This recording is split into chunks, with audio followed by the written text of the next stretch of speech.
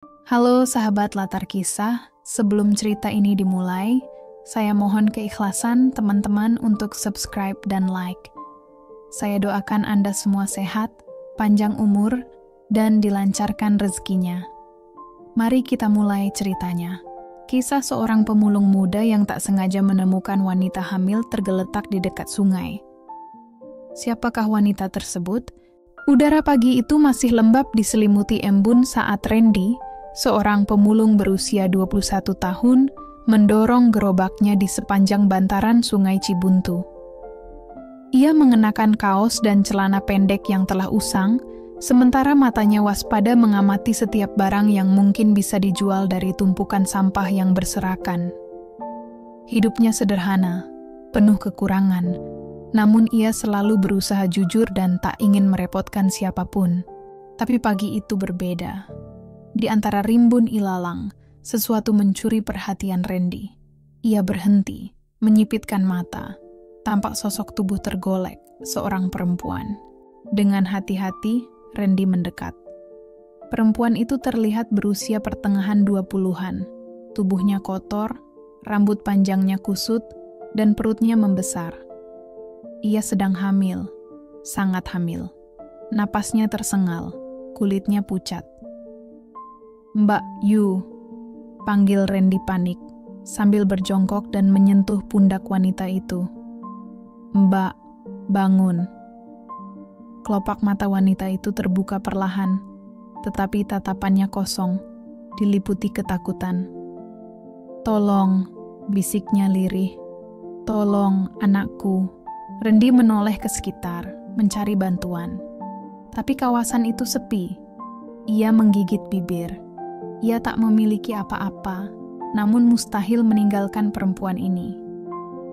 Maka dengan susah payah, Randy membopong tubuh lemah itu ke atas gerobaknya yang tua. Sepanjang jalan menuju gubuknya, kepala Randy dipenuhi tanya. Siapa wanita ini? Mengapa bisa terdampar di pinggir sungai? Apa yang sedang dia alami?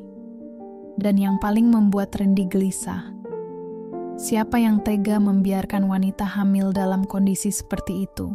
Saat mereka tiba di gubuk reyot milik Randy, langit mulai mendung. Petir terdengar menggelegar di kejauhan, seolah menandai bahwa hidup Randy tak akan lagi sama sejak pagi itu. Wanita itu tertidur dalam dekapannya. Randy menatap wajahnya yang pucat namun cantik. Ia tahu, tanpa sadar, dirinya baru saja melangkah masuk ke dalam sebuah kisah besar. Kisah yang menyangkut nyawa, masa lalu yang kelam, dan rahasia yang mampu mengguncang segalanya. Hujan pun turun deras dan dingin.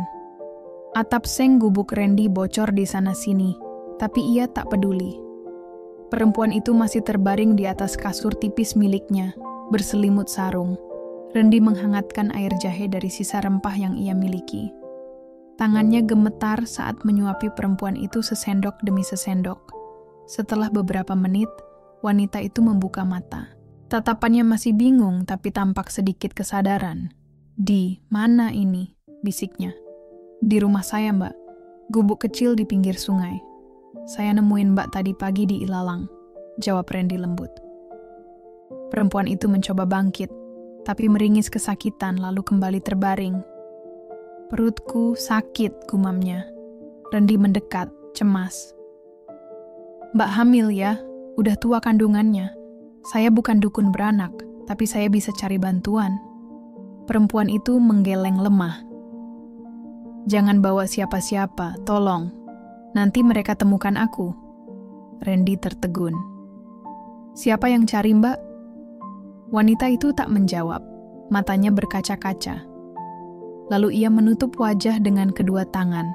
Tangisnya pecah perlahan, menyayat hati.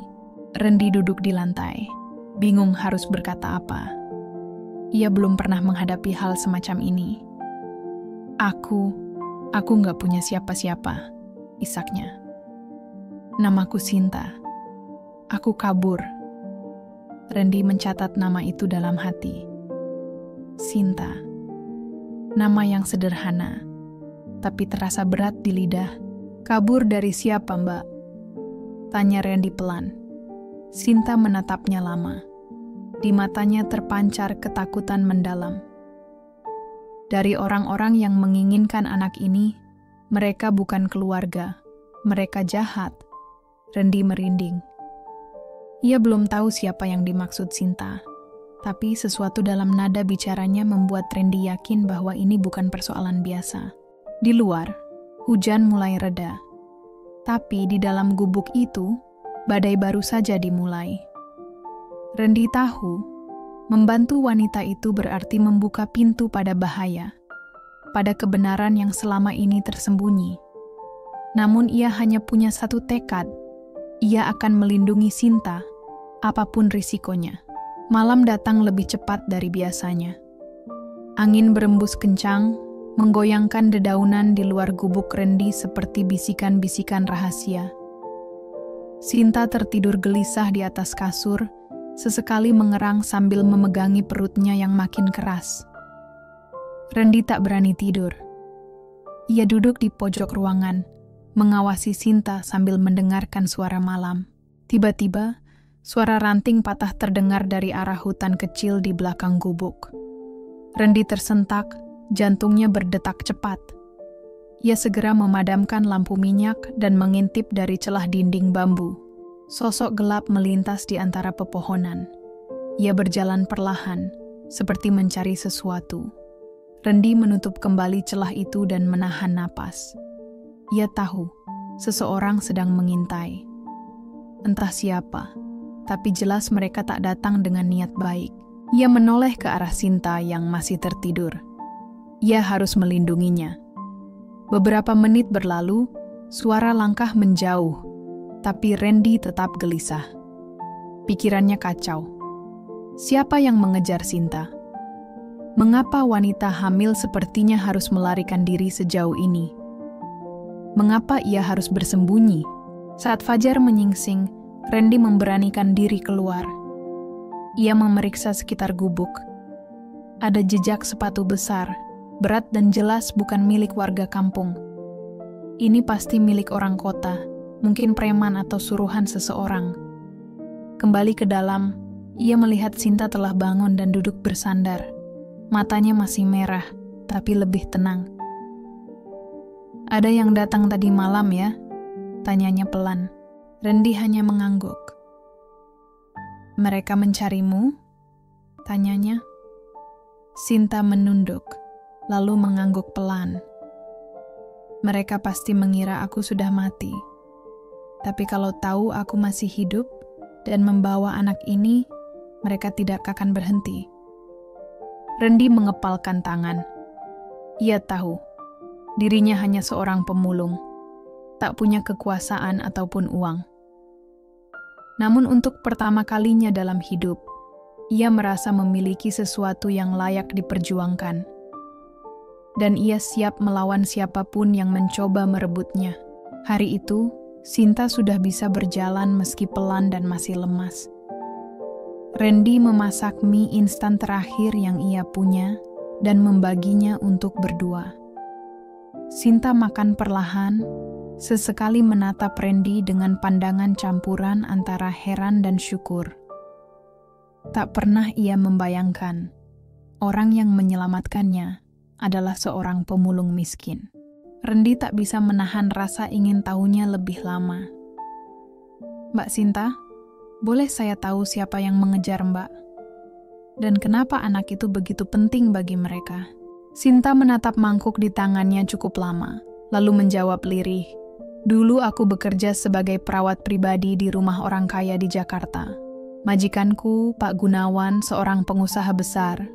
Istrinya mandul, mereka sudah lama ingin punya anak." Randy mengangguk mendengarkan. Suatu hari, Sinta melanjutkan, "Pak Gunawan menodaiku berkali-kali. Aku tidak bisa lari, mereka mengancam keluargaku di desa. Dan ketika aku hamil, mereka justru senang. Mereka ingin anak ini lahir untuk dijadikan anak mereka." Ia berhenti sejenak, menahan emosi. "Tapi aku tahu, anak ini hanya akan jadi alat. dipakai untuk mewarisi bisnis mereka yang kotor. Jadi pewaris palsu. Randy terdiam. Kisah itu terlalu kejam untuk dibayangkan.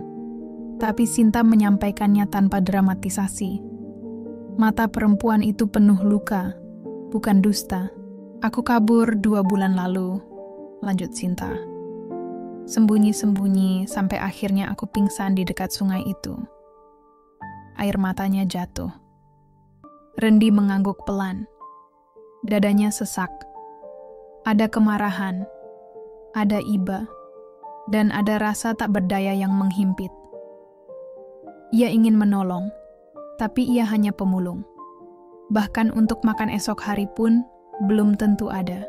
Tiba-tiba, suara sepeda motor terdengar dari kejauhan. Sinta langsung tegang, tangannya menggenggam erat tangan Randy. Mereka tahu aku di sini. Randy segera berdiri. Ia tahu waktunya tak banyak. Tapi satu hal pasti, ia tak akan menyerah. Deru motor semakin dekat, suaranya seperti raungan binatang kelaparan. Sinta panik, napasnya memburu. Randy, kita harus pergi sekarang. Randy mengangguk cepat. Ia membuka karung lusuhnya, memasukkan beberapa baju bekas dan sepotong roti yang masih tersisa. Sinta mengenakan jaket Randy untuk menyamarkan tubuhnya, walau perutnya besar. Malam bisa jadi penyamaran terbaik mereka. Mereka keluar lewat pintu belakang gubuk, menerobos semak-semak menuju jalan kecil yang mengarah ke kebun singkong milik Pak Warjo, tetangga tua yang sering memberi Randy air minum. Dari sana, mereka bisa menyusuri pematang sawah menuju dusun sebelah yang lebih ramai. Di belakang, suara motor berhenti tepat di depan gubuk. Terdengar suara laki-laki berteriak kasar. "Hei, ada lihat perempuan hamil lewat sini?" Randy menarik Sinta berlutut di balik semak. Napas mereka tertahan. Cahaya senter menyapu semak-semak, namun tak sampai ke tempat mereka bersembunyi. Randy menggenggam tangan Sinta lebih erat. Ia bisa merasakan tubuh wanita itu bergetar hebat. Beberapa menit berlalu terasa seperti seabad. Akhirnya suara motor menjauh. Tapi mereka tetap diam sejenak sebelum kembali bergerak. Sinta mengeluh pelan. Perutku mulai kontraksi. Randy panik. "Mbak, tahan sebentar lagi. Kita hampir sampai rumah Bu Ina. Dia bidan desa. Saya sering lihat dia bantu orang lahiran." Akhirnya mereka sampai di dusun kecil. Langit mulai terang, fajar menjelang. Randy mengetuk pintu rumah Bu Ina keras-keras. Perempuan tua itu keluar dengan daster dan wajah mengantuk. Tapi saat melihat kondisi Sinta, ia langsung sigap. "Masuk, cepat, dia bisa melahirkan kapan saja." Mereka masuk. Randy menunggu di luar ruangan dengan gelisah. Jeritan Sinta terdengar dari dalam. Ia menunduk, berdoa dalam hati. Ia belum tahu, hari itu bukan sekadar tentang kelahiran, tapi awal dari kekacauan yang lebih besar. Tangis bayi pecah menjelang pagi, tangisan pertama yang merontokkan semua ketegangan dan kelelahan malam itu. Randy berdiri, jantungnya berdebar menanti. Beberapa menit kemudian, Bu Ina membuka pintu dan tersenyum. Laki-laki, sehat, ibu dan anak selamat. Randy menghela napas lega. Sinta tampak pucat tapi bahagia, menggendong bayinya yang dibungkus kain putih lusuh. Air matanya jatuh, entah karena rasa sakit, lega, atau bahagia. "Namanya Arka," ucap Sinta pelan, menatap mata bayinya. "Dia alasan kenapa aku masih hidup." Randy duduk di sampingnya. "Dia juga alasan kenapa saya akan bantu Mbak, sampai kapanpun." Namun di balik hangatnya suasana, ancaman diam-diam masih mengintai. Bu Ina mendekat dan berbisik. "Barusan ada orang nanya kalian ke Pak RT. 2 orang berjas, katanya dari yayasan." Randy menyipitkan mata. "Yayasan apa?" "Entahlah," jawab Bu Ina pelan. "Tapi tampangnya nggak cocok dibilang relawan. Tatapannya tajam, kayak polisi." Randy langsung siaga. Ia sadar ini bukan saatnya untuk tenang. Mereka harus segera pindah, tapi kemana? Di luar, dua pria dengan pakaian rapi tampak mengamati rumah Bu Ina dari kejauhan. Salah satunya berbicara singkat di telepon. "Ya, jejaknya ketemu. Dia melahirkan di sini. Kirim tim sekarang. Jangan sampai bayinya hilang." Sore itu, Randy menyewa becak tua dan membawa Sinta beserta bayinya ke terminal kota kecil. Ia membeli 2 tiket bus ekonomi menuju Solo. Ia berharap di kota besar, mereka bisa berbaur dan menyamar lebih mudah. Saat bus mulai melaju, Sinta menggenggam tangan Randy. "Kenapa kamu sejauh ini bantu aku? Kamu bisa dalam bahaya." Randy menatap mata Sinta dengan penuh keyakinan. "Karena kamu butuh bantuan. Dan mungkin, ini pertama kalinya aku merasa hidupku berarti." Bus membawa mereka menuju arah baru. Tapi ancaman bukanlah sesuatu yang mudah ditinggalkan, terutama jika yang diburu adalah darah dari pewaris tak sah. Saat bus tiba di terminal Tirtonadi dan malam mulai jatuh, Solo menyambut mereka dengan hiruk-pikuk yang asing bagi Randy. Suara angkot, klakson, dan cahaya jalan membuatnya pening. Namun ia tahu, di tengah keramaian itu mereka bisa bersembunyi. Randy membawa Sinta dan bayi Arka ke sebuah losmen kecil di pinggir kota. Ia menyewa kamar sempit tanpa jendela. Hanya ada kasur tipis, kipas rusak, dan dinding mengelupas. Namun tempat itu cukup tersembunyi dan aman untuk sementara. Hari-hari berlalu, Randy bekerja serabutan. Ia jadi kuli angkut di pasar, kadang mencuci motor, kadang kembali memulung. Uang yang didapatnya habis untuk makanan dan kebutuhan Arka. Ia lelah, tapi hatinya penuh. Sementara itu, Sinta mulai menyusun nama-nama rumah sakit dan pengacara yang ia kenal dari masa lalu. Ia menginginkan satu hal, keadilan. Tapi ia sadar, melawan keluarga Gunawan tak semudah itu. Mereka punya kekuasaan, uang, dan koneksi. Suatu sore saat Randy pulang kerja, ia melihat 2 pria asing berdiri di depan losmen, berbicara dengan penjaga. Instingnya langsung berteriak, bahaya. Ia mundur pelan, lalu menyelinap masuk lewat dapur. "Sinta, kita harus pergi. Mereka sudah tahu tempat ini," bisiknya panik. Sinta segera membungkus Arka dengan selimut. Wajahnya tegang. "Kupikir kita punya waktu lebih lama." Mereka keluar lewat gang sempit di sisi losmen. Malam itu, kota Solo berubah menjadi labirin pelarian. Setiap belokan terasa seperti ancaman. Namun mereka terus bergerak, hingga akhirnya sampai di halaman rumah tua yang ditumbuhi tanaman liar. Itu rumah milik Bu Rahayu, teman lama ibunya Sinta. Sinta mengetuk 3 kali. Seorang wanita paruh baya membuka pintu. Ekspresinya berubah dari terkejut menjadi cemas. "Sinta, astaga kamu masih hidup." Randy memandang Sinta heran. Maksudnya masih hidup? Bu Rahayu segera menarik mereka masuk, menutup tirai dan mengunci pintu. Suasana dalam rumah tua itu sunyi dan tegang. Sinta duduk sambil menenangkan Arka yang menangis. Randy berdiri, masih bingung. "Apa maksudnya tadi, Bu?" tanyanya akhirnya. Bu Rahayu memandang Sinta, lalu duduk. "2 bulan lalu, kabar tentangmu tersebar. Dibilang kamu bunuh diri, lompat dari jembatan. Bahkan fotonya tersebar, meski wajahnya rusak. Semua percaya, termasuk aku." Sinta menarik napas berat. "Itu rencana mereka, supaya aku dianggap hilang. Jadi saat bayi ini lahir dan mereka ambil, tak ada yang menuntut, tak ada bukti." Bu Rahayu menatap bayi Arka. "Jadi ini anak Pak Gunawan?" Sinta mengangguk. "Darah dagingnya. Tapi mereka ingin menghapus jejak, menjadikannya alat warisan. Kalau aku masih hidup, posisi mereka terancam." Randy merasa dadanya sesak. Semua ini jauh lebih besar dari yang ia bayangkan. Ia bukan siapa-siapa, hanya seorang pemulung. Tapi ia sudah terlalu dalam. "Bu, kami butuh tempat aman. Cuma sebentar, sampai kami tahu harus apa," ucap Sinta penuh harap. Bu Rahayu mengangguk. "Tinggal di loteng saja, tapi jangan keluar rumah. Orang-orang mereka bisa mencium bau dari jauh." Malam itu Randy memandangi kota Solo dari jendela loteng yang sempit. Lampu-lampu kota tetap menyala, kehidupan berjalan seolah tak ada yang berubah. Tapi hidupnya sudah jungkir balik. Di belakangnya, Sinta tertidur sambil memeluk Arka. Wajah mereka tampak damai, tapi Randy tahu itu hanya jeda.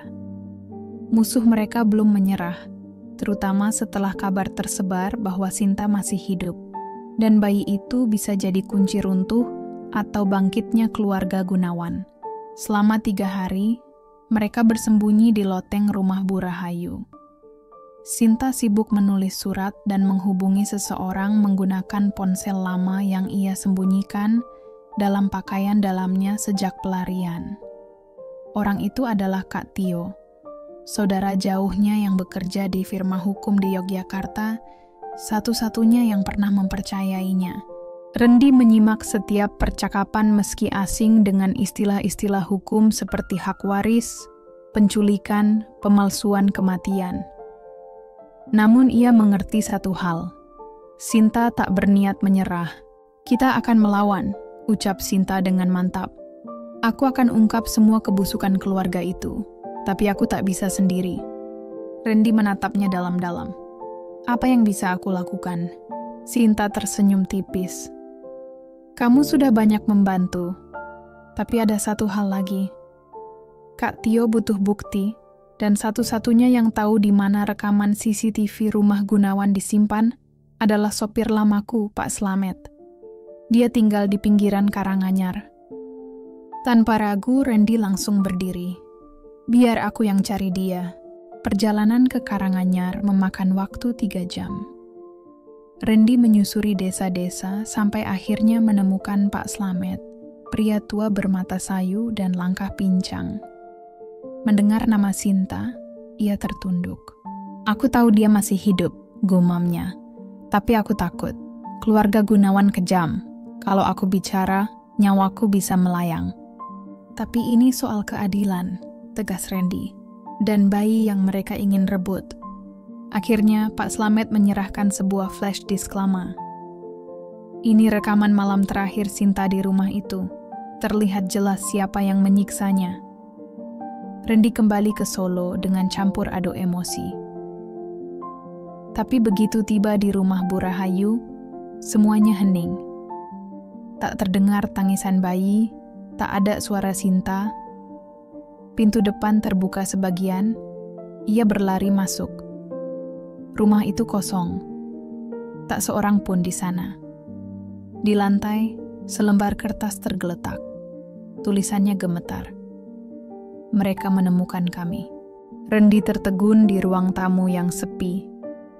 Napasnya berat. Otaknya berpacu mencari jawaban. Sinta dan Arka dibawa kemana? Apakah masih hidup? Ia mengambil kertas itu, membacanya berulang-ulang. Di baliknya tertera alamat samar. Villa Puncak Gunawan. Tanpa ragu, malam itu juga Randy berangkat. Ia menumpang truk sayur menuju puncak, hanya membawa flash disk dari Pak Slamet sebagai satu-satunya bukti. Saat fajar, ia tiba di gerbang villa mewah yang dijaga 2 pria bersenjata. Tapi keberuntungan berpihak. Saat pergantian penjaga, Randy menyelinap masuk melalui pagar samping, menelusuri semak, dan masuk ke bangunan utama. Di lantai atas, ia mendengar tangis bayi dan suara Sinta yang lirih dan gemetar. "Tolong, jangan ambil dia." Randy menerobos masuk. 3 pria terkejut melihatnya. Salah satunya lelaki tua yang langsung dikenali Randy dari foto-foto, Pak Gunawan sendiri. Rupanya ia belum meninggal seperti yang dikabarkan. "Siapa kamu?" bentaknya. Randy mengangkat flash disk. "Saya pemulung, tapi saya punya bukti penyiksaan dan penculikan. Kalian bisa hancur karena ini. Pak Gunawan tertawa sinis. Anak ini bukan siapa-siapa. Hanya hasil dari perempuan hina yang kutampung. Warisan ini milik anak sahku nanti. Tiba-tiba, pintu terbuka keras. Kak Tio masuk diiringi 2 polisi berpakaian preman. Pak Gunawan, Anda ditangkap atas tuduhan penganiayaan, penculikan, dan pemalsuan dokumen kematian, ucap salah satu dari mereka. Wajah Pak Gunawan pucat. Sinta menggenggam tangan Randy. Kamu datang. Para pelaku ditangkap. Sinta dan Arka dibawa ke tempat aman. Seminggu kemudian sidang pertama digelar. Saat semua bukti dibuka, fakta mengejutkan muncul. Sinta bukan hanya ibu dari anak Pak Gunawan, tapi istri sah. Dinikahi diam-diam, lengkap dengan akta nikah yang sempat disembunyikan oleh pengacara bayaran. Itu berarti Arka adalah satu-satunya pewaris sah keluarga Gunawan. Media gempar. Publik berpihak pada Sinta. Sementara itu Randy tetap setia di sisinya. Beberapa bulan kemudian, di rumah sederhana yang dibeli dari uang bersih, Randy duduk mengayunkan Arka di kursi bambu. Sinta mendekat sambil tersenyum. Kalau dulu aku terdampar di sungai, sekarang aku bersandar padamu. Randy menatapnya penuh makna. Dari pemulung menjadi pelindung, dari pelarian menjadi keluarga. Karena kadang, takdir datang dari arah yang paling tak disangka. Terima kasih kamu sudah menyimak cerita ini.